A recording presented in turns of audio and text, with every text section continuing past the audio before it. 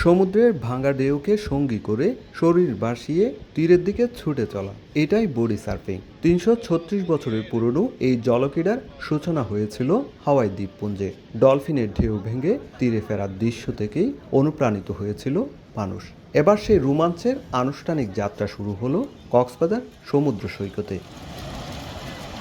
আয়োজকদের মতে body surfing শুধু বিনোদন নয়, সমুদ্র নিরাপত্তার ক্ষেত্রেও কার্যকর। রিপ কারেন্টে পড়ে বিপদে পড়া পর্যটকদের ঢেউ ব্যবহার করে নিরাপদে তীরে ফেরার কৌশল শেখাতেও সহায়তা করবে এই বডি সার্ফিং।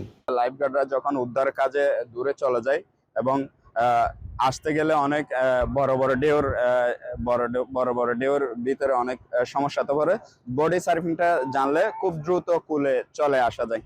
বোট ছাড়াই শরীরের ভারসাম্য আর দক্ষতায় বডি সার্ফিংয়ের মূল শক্তি।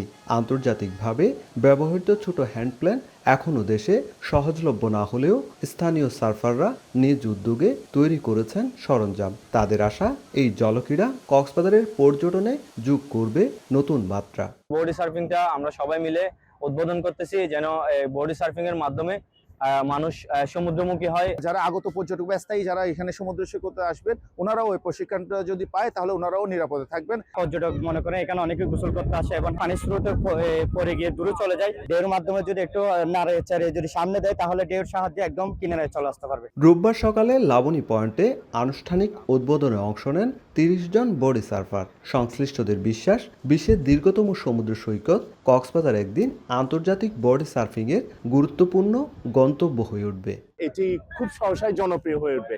এটি অতি দ্রুত একটি কম্পিটিশনও আমরা করতে যাব, যদি আমরা কোনো স্পন্সর পাই আমরা একটি কম্পিটিশনও করতে যাবো এবং অবশ্যই এটি একটি জাতীয় ক্রীড়ার অন্তর্ভুক্তি নেওয়ার দিকে আমরা আগাবো। নতুনদের জন্য প্রতি বৃহস্পতিবার সকাল ৯টা থেকে 10টা পর্যন্ত লাবণী পয়েন্টে বিনামূল্যে প্রশিক্ষণের উদ্যোগ নেওয়া হয়েছে।